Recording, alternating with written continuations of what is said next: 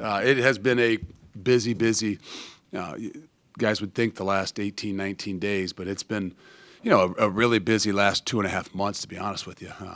A lot of work behind the scenes for the things that had to be done when the portal was going to open up on the 2nd, and we've kind of alluded to that, I think, in the last press conference and some of the conversations we've had.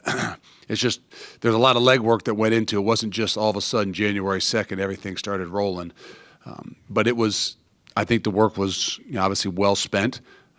Gave us a really good position once the thing opened to be aggressive and make the things and the moves and the decisions that we needed to make moving forward. Now, obviously, nothing works out just exactly the way you envisioned it, and at times, like in all recruiting, you get disappointed when you don't get something that maybe you had worked a long time on. But the truth of the matter is, we did a lot of really good things. Really excited about where we are and getting this thing rolling. As pretty much everybody was here for our Monday night meeting that kind of started school on Tuesday, and the workouts rolling. We have obviously had guys in here the last 2 weeks before that.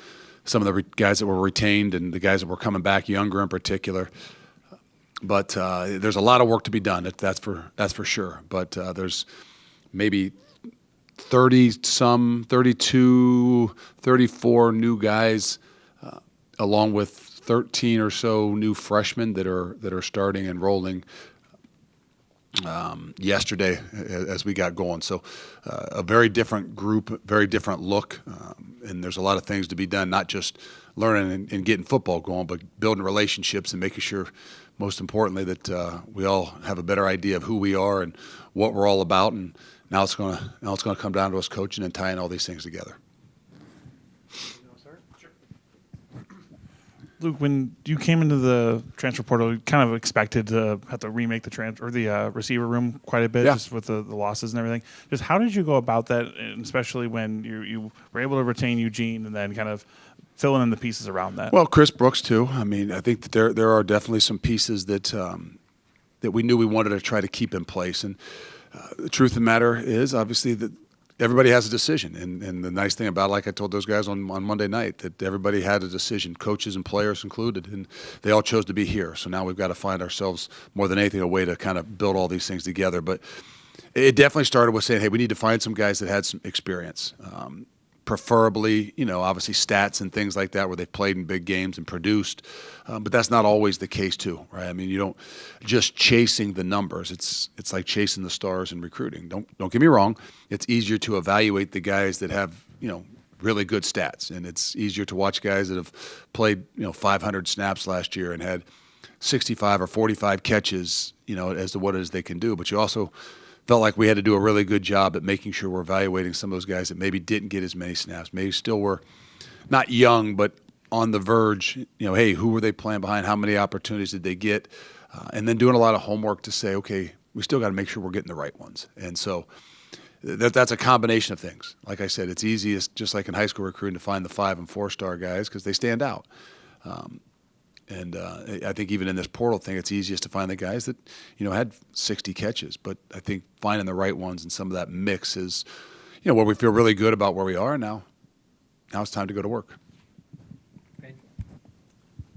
Coach, once the portal opened, it was moving at light speed, and you talked about laying the groundwork over the past couple of months, but what did the day-to-day look like for you and your staff over the past couple of weeks just to land, multiple commitments per day? Yeah, getting onto campus was a big deal, and getting as much done before they get to campus. There's a side of this thing that it's hard to explain. I couldn't sit here in a press conference and explain it to you. You'd have to almost live it, meaning that, like, if you're getting a guy to get to campus on January 2nd or 3rd or 4th and you're going to have 24 hours with them, the amount of legwork that has to be done between you, us, Marcus, and agent and things like that when they get here, you have a chance to actually get them to sign a contract or sign a letter of intent, is a far bit different than recruiting a high school kid and getting them onto campus. So there's a lot of work that goes in, hopefully, before those guys can get on campus. Because if they don't, and sometimes if they leave, there's a million things that could happen and go wrong in a lot of those situations. So the amount of work that's done not only just to get them to campus, but before they get to campus to, cut through a lot of the red tape and things. That's probably one of those things that nobody understands in college football. And I think we're still learning too, the discrepancy and the differences in different kinds of contracts and what maybe one family or agent or something would want compared to another. These are things that need to be done really, really fast. Luke, looks like about 2/3 of your incoming transfers are multi-year guys. Anything to read into that? Is that just how it fell? Do you prefer more years with guys, or? Again, it's trying to figure out what the trend's going to be, and you can't overly worry about, it's much different than it was 2 years ago, which is much different than it is right now, just in this mix of, 7,000 kids in a portal. But what we do have a vision of is making sure that we still have pieces that we can develop. And so I don't know that it was multiple to say, hey, we got to find guys with multiple years. That wasn't one of the prereqs. I think in the quarterback position, that was one that we definitely were, looking for. But at a lot of other positions, it wasn't. But I also think that that's where, like I said, there's a balance. It's easy to find the guy that, he started 11 games at left guard, or he's a guy that, played 322 snaps. He didn't start because maybe he's a second-year guy or a redshirt freshman or, in his third year. And so you do a lot more of an evaluation on those guys, dig a lot deeper, hopefully get to know more things about them. And they obviously the ones that maybe aren't some of the higher, so to speak, guys that are, listed out there to say, hey, this guy was a 2-year starter. So no, it wasn't specific in the quarterback position. It was more specific to say in the other positions, it wasn't a prereq to say, hey, we want guys with multiple years. It just kind of happened up. Jesse here, then Steve. Luke, what did you and the staff see in Liam Daents? And correct me if I'm wrong, it's my understanding he'd need a waiver to get another year in making the leap from D3 to D1. Is that incorrect? Or he's good to go? I don't know that. Okay. We're not into the waiver business as much anymore. That's I don't know if that's a life you want to continue to live. So I don't know much about a waiver as far as getting another year. Okay. That was not something that I knew a bunch about. Now that might have been a lot of the legwork that was done well before he came to campus. But I think more than anything, there's a little bit of that Matt Young that, hey, this worked. These guys can come from a different level and be able to make the adjustments and changes. But I think more than anything, it was a guy that there's still a lot to be had in there, and you say that for a guy that's got 1 year left, but he's played football for 4 years in college, and he's never had an off season. He's played basically Division III.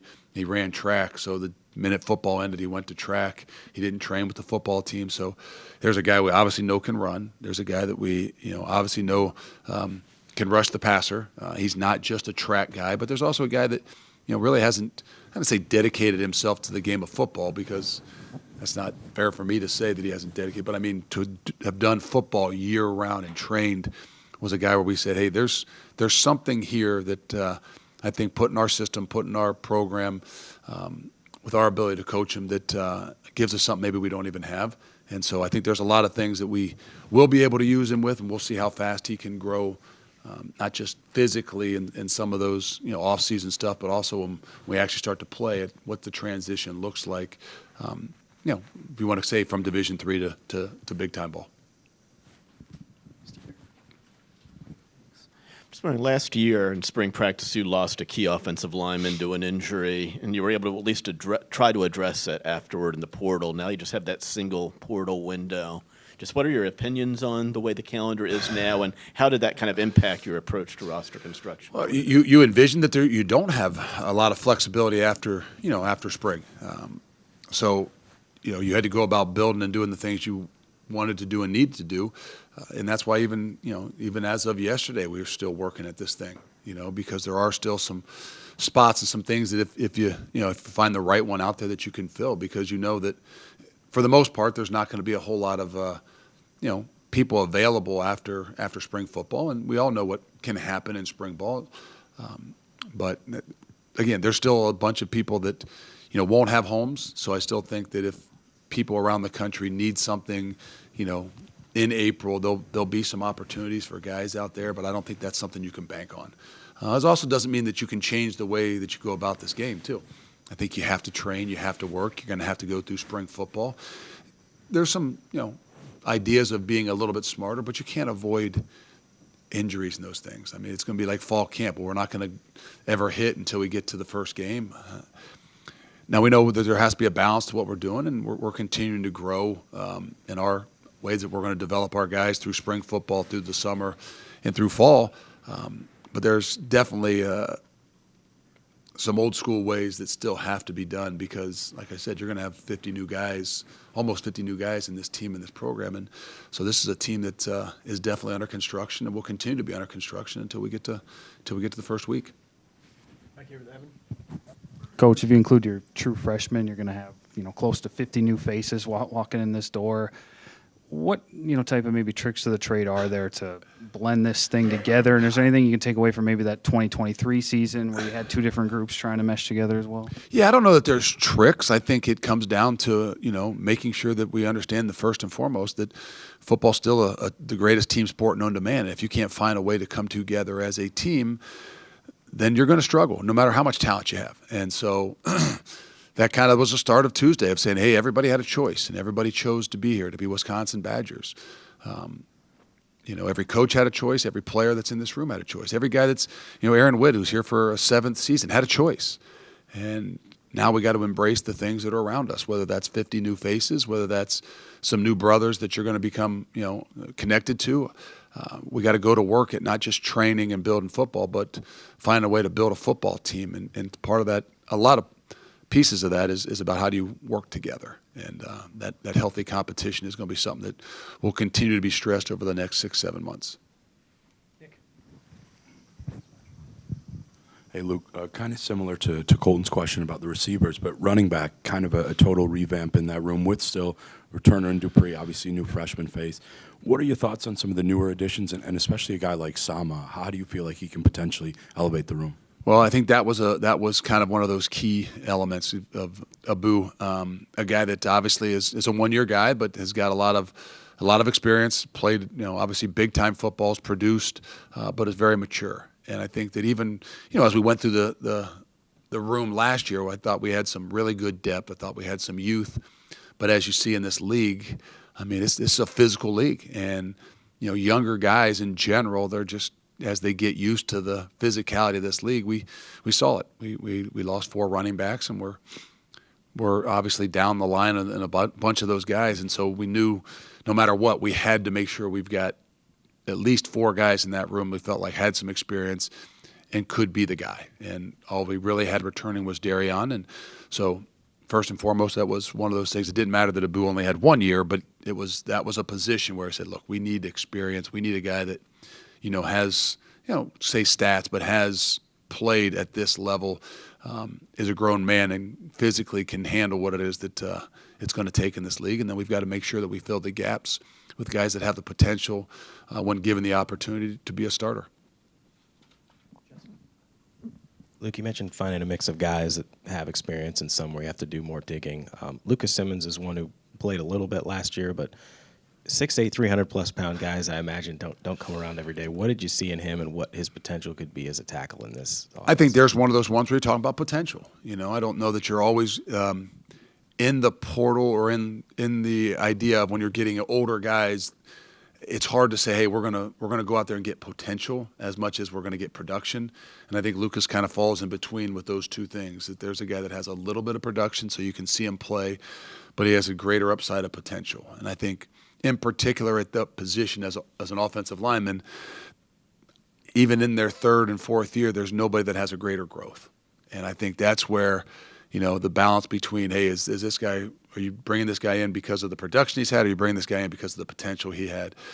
It's a combination right there. And he's a guy that this is the time now. I mean, Coach Mateos and that whole crew, Casey, they've got some new faces in that room. They've got some guys with potential. They've got some guys with some experience. And that's going to be one of the groups that has to probably make as much of a jump, find a way to be a true tight-knit group, and come together. I mean, there's going to be a coaching job, in particular that offensive line room, that's going to, I think, hold a big part of how this offense will look and how this offense will run. And Lucas just happens to be one of those guys that's going to be a big part of what this thing's going to look like. Watched your video talking to the team last night. You talked a lot about closing the gap. Can you elaborate on what that means and why it's a talking point? Well, I think nobody's naive to not think that there's a gap between where we are and where we want to be and where the top of this league is, right? I mean, the great thing about last year is we got to experience what the very best looks like. Whether it was playing, obviously, Indiana and playing Ohio State and playing Oregon and playing Alabama, which are 4 playoff teams, as well as, playing top 25 teams too in Washington and Illinois, and, I mean, all the way down the line. And I'm be honest, I mean, we are not there. And there's a gap between where they are and where we are.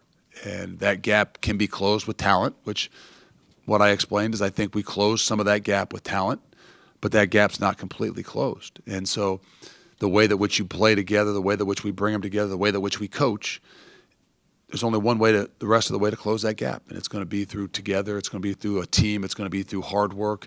It's going to be through the core things that we believe make us who we are. I've said it once, I've said it 3 times. It's the greatest team sport known to man. And the one thing that wins is team. And I don't think there's a better evidence of that than what college football looked like this year with, give them credit. Indiana is the best team in the country, and they're the best team in the country, maybe not with the most, so to speak, highest talented guys, and most guys are going to be drafted. And that's a great reminder that this is a team sport. This is the way you do things together is going to really, really matter. And so, I don't want guys just because, maybe they're under contract or they're being paid or all of a sudden they look at there's some different stars in the room. Like, that didn't close the gap completely. It never will. And so that's why they call us coaches. We've got a lot of work to do. Our guys got a lot of work to do. And we got to know that, like, we're chasing our ability to close a gap that doesn't just happen by bringing guys in. You had touched on spring practice. I'm just wondering, I know it's early, but have you all decided how you're doing spring practice, whether it'll be the typical spring game back or any of that yet? Probably won't see a typical spring game, but no, haven't completely decided on what it's going to look like. I know that we are definitely going to be a different structured group in the spring. How exactly that is, I'm not positive yet. I think that where we're, kind of working ourselves towards is, finding a way to be different on Tuesdays and Thursdays of what we do as opposed to what we do on Saturdays. We still have to be able to play. We still have to be able to go live. We still have to be able to do some things that there's only one way to get better at this game is to play this game. But to think that you're going to line up in a spring game is probably not something that is going to look like maybe what it has in the past. Not because you don't have the numbers, because a lot of times you start to get into spring football and you just don't have the numbers of guys, and usually the bigger guys are the ones. I don't know that might be an excuse that people would use, but with all of your basically freshmen already here, with the transfer world that you have a really good look at what the core nucleus of your program is and is going to be. But I just think in the evolution of what we've done, we're trying to find what that balance looks like and how do we practice physical, how do we do the demanding things that you have to do to get better at the game of football while also being smart and making sure our highest end guys we're in a position to make sure they're getting better, but that we're going to get them through the summer and get them into the start of the fall. You jumped you. Yeah, Mark? Oh, sorry about that. We're on the same team. Yeah, I know, sorry. that's all right. So you say. Yeah. You mentioned Aaron Witt coming back. Just can you speak to kind of what he's been around for a while, obviously kind of 6 years. It's going on 7. Year. It's a while. It's longer than me. Right. So maybe longer than you. Yeah, a little bit. Okay. Depends on how you count it. But just can you speak to kind of what went into? I didn't know if it was a slam dunk that he was always going to go. Well, everybody had options. Everybody had a choice. He had a choice, and we had a choice. I mean, that's just the truth of it. But Aaron wanted to be here, and Aaron didn't want to not be here if he was going to play the game of football.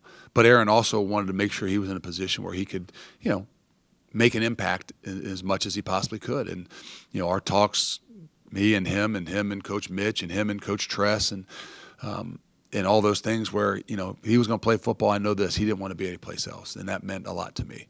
You know, there's some definite things over the last 3 years, over the last 6 years that we don't want to lose from here. And I think one of those things in college football is that, hey, how do you continue to keep some of the roots and some of the history that you have? And it might be just the history over the last 3 years. There's still things that have been built, and there's things that we've done that maybe haven't been able to, everybody on the outside able to see, because, you know, everything gets judged on wins and losses. But there has been some things that have been built, and Aaron Witt has been a part of that. And so for him to want to be here and to continue to be a part of this thing, to recognize what this change in particular, I can't speak about everybody else's change, but the nature of the change here with 50 new faces, and to want to be a part of that, to keep building in some of the things that we've done, to me, that was another part of that culture that we want to continue to build from. And Aaron Witt's a big part of that. He knows that maybe positionally he may be in a little bit of different spot. Has bounced around with his injuries, but there's a lot of things that Aaron provide, just, you know, playing the game of football, but also a culture of the things that we're still building. And just real quick, you mentioned positionally. Do you envision him having sort of in a different spot? No, we're gonna put him more in the linebacker room. You know, he had gone back and forth at what's the best opportunity for him, and you know, for him to be able to get on the field and play more. And you know, again, we felt like it wasn't getting bigger and trying to play a little bit more with his hand on the ground and closer to the line of scrimmage. It was more of his ability to, you know, kind of be at the 240, 45-pound range where it's better on his body. He can physically, probably play a little bit longer at that position. Not that Aaron Witt can't play at any position, but like there is a point in time when your body, you know, can't do the things that your mind wanted to do. And so playing down on the line of scrimmage is probably going to put him in a position where, you know, I'm not sure his body was going to allow him to do the things his mind wants to do. And ultimately, especially with those older guys, we got to give them the opportunity to get themselves on the field and stay on the field. And so he'll be playing linebacker for the most part. Now, John, please. In the wake of what Mitchell is saying, especially with NIL, kind of how much more competitive do you feel like some of those things have made you kind of in this kind of quote-unquote true NIL space? I'm not sure the question. Are you maybe referring to the support of some sorts, or are you talking about? Yeah, how competitive are you compared to? But you don't know. Yeah. Like, right? I mean, like, that's the same thing of hey, well, how's everybody else going to handle their spring football? And how's everybody else going to tie their team together when this new, like, look, we got to go with what it is that we've got. And yes, they've done a great job at giving us greater support and our ability to, you know, be in the mix for some of this world of, you know, getting these guys in the portal, because let's be honest, that's a big part of being able to do what you need to do and continue to build your team. Where that puts you in the grand scheme of things, I think everybody would like to know, and nobody does know. Whether you have friends in the business, whether you have really close guys, like, it's really hard to even talk to anybody and understand that, like, okay, where does that really mean you are? There is no finite answer to it. And so it's probably one of the greater mysteries that as we all sit in the room, if coaches at some point in time, when the head coaches get together, you could look around the room and just kind of wonder, like, oh, I wonder what that guy is. I wonder what that guy is. I wonder what that guy is. Oh, I know what that guy is. You know, but you have no idea. And so to worry about what somebody else has, it leaves you a lot of sleepless nights. So the idea of focusing on what it is that we have, and you know, they've done a much better job and given us an opportunity to put together this group that we're excited about going to coach. Luke, you made some coaching changes in the process of going through all this transfer portal stuff. Just can you talk about Robert Steeples and then Jaden Everett, about just what they saw, and then going with Steeples in particular, how you wanted to move around that coaching staff for the corner? Well, I'll give you this. Even Coach Everett, it's things happen fast, and you know, you always want to make sure you're doing the right thing. And what you'd love to be able to do is spend more time with guys and bring them in and sit with them and get to know their families and say, okay, you know, this is a family that you're coming into. But you know, in the midst of this transfer portal, in the midst of where our where our running back room was, I had to, you know, rely upon relationships. I had to rely upon some people that you trust to tell you about who a guy is, and so it was almost sight unseen. and obviously had conversations and had talked to him and know some people that are really well connected with Coach Ev. But there is an element of also making sure that the guys that are in it possess something a little bit different, meaning that like there still is this world of transfers, there still is this world of relationships when it comes down to recruiting, whether it's recruiting out of high school or even recruiting in the transfer portal. And guys that are connected with people make them, even a greater opportunity for you and your team and your program. And that kind of leads into Coach Steeples. And not that he was in it, yes, he was. He was at Iowa State last year, more of a, on the offensive side of the ball. But a guy that had been in the NFL before that, and before that he was at LSU. But the connection with, guys around the country, with other guys that are, that you're going to give you some opportunities to, have a relationship with in this transfer world was something that was big too. But it also wasn't, Coach Steeples was a position we weren't looking for. It wasn't like, hey, we're going to go out there and find another defensive back coach, or we're going to go look for a corners coach. We have some opportunities now in college, football where you aren't limited to the number of coaches that you have. And I can promise you that there's staffs that are, twice the size of ours, and I'm sure there's staffs that are not nearly as big as ours. And so you got to figure out what's best for you and your staff. And Coach Steeples came across, our paths crossed with just mutual people that say, if you got to talk to this guy. He's a great coach. He wants to coach. He's got opportunity that he can move. And my first impression was, well, we're not really looking for a coach, but I'd love to talk to him again. This world ever changes so quickly, and you always got to make sure you continue to build relationships with guys around.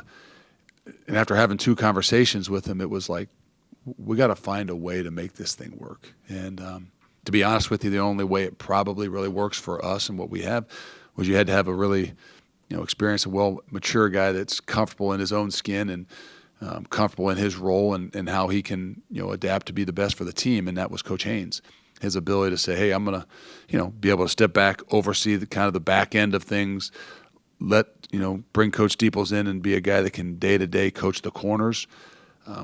If it wasn't going to be something that would be good for him and work for him and give him a little bit of a different role, then it wouldn't have been something that was good for our team and our program. And because of his maturity, because of just the uniqueness of running into Coach Steeples and being utterly impressed with him and his not just his coaching ability, but his well-roundedness and his connection to people that can help us in the recruiting areas.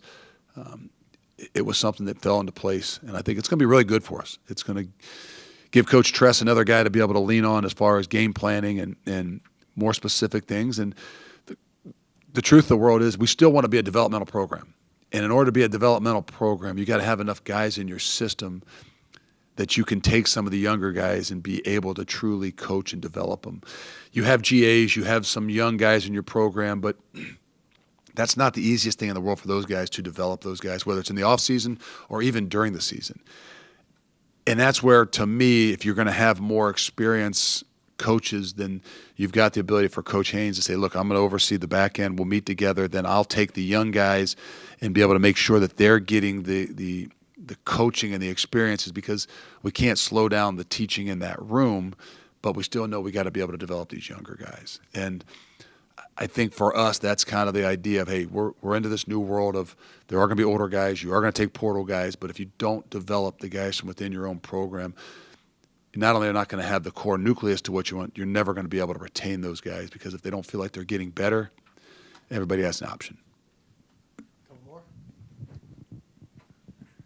Hey, Coach, with Colton Joseph, what did you like about his personality and leadership style, and what made you sure, beyond the raw physical attributes, that he was your guy?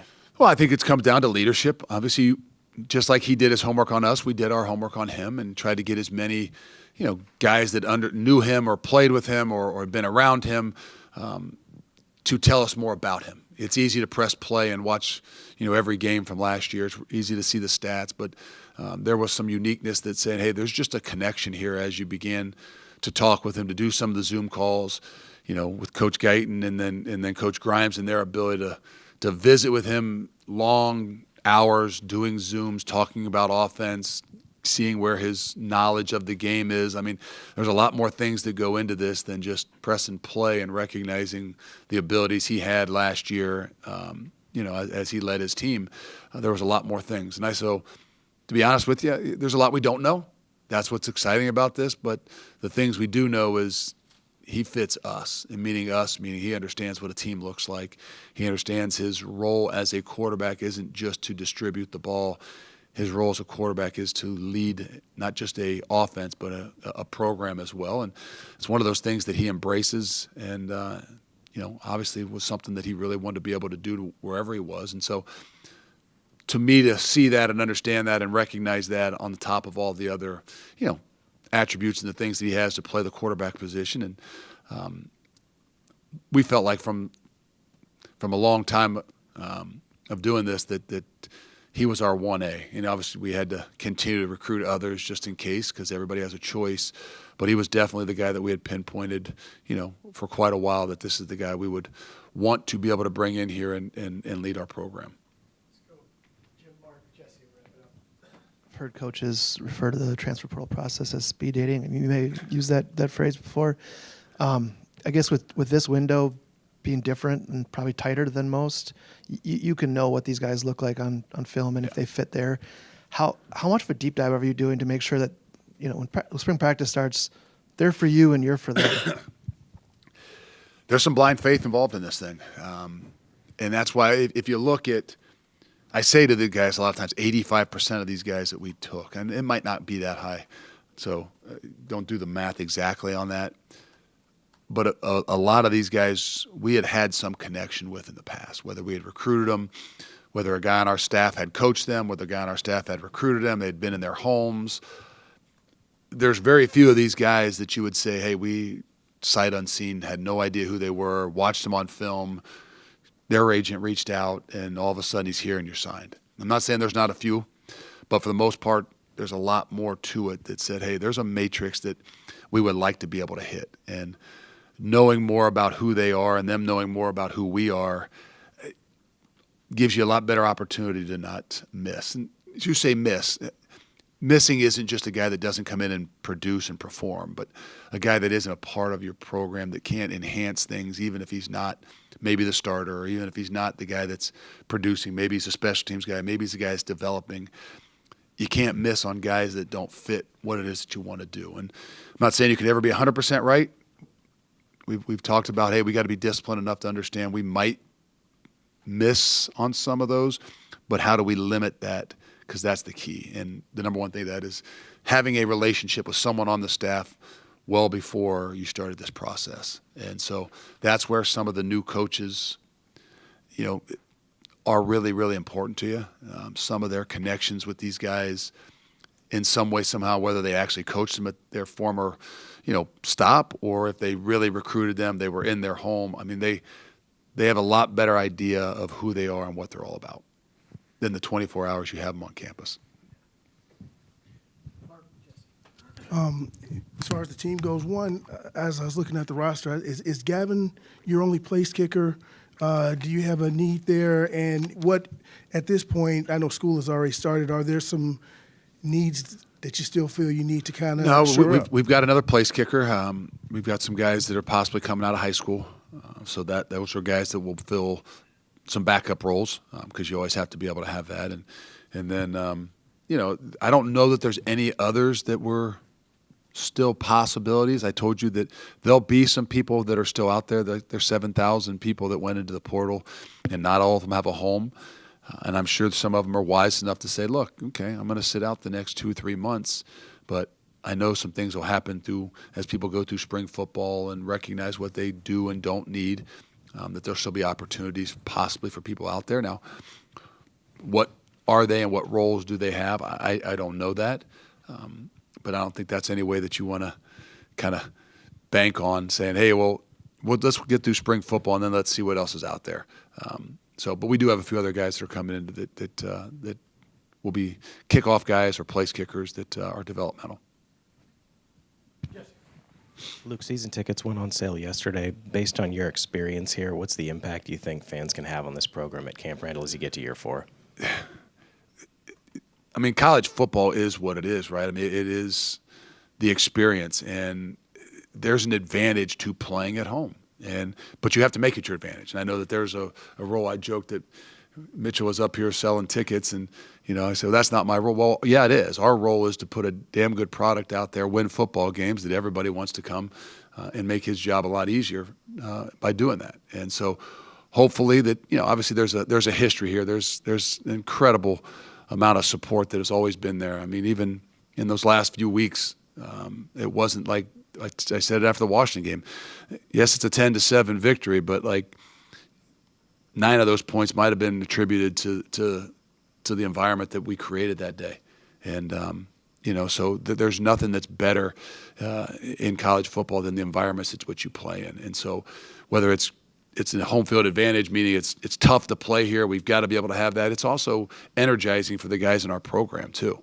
And so I don't know if everybody understands that. They think this new world of college football where you got 50 new guys and, do they care as much about what's on the front of the jersey as they do on the back of the jersey? Yeah, they do. They do.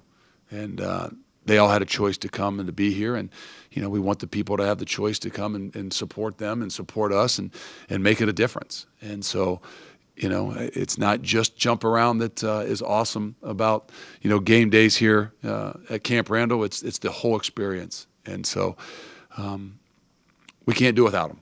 And I know we have a part in that. We have a job to do, and we're going to be a hell of a lot better, and going to make it more of an event than we have in the last few years. And that's what we will do.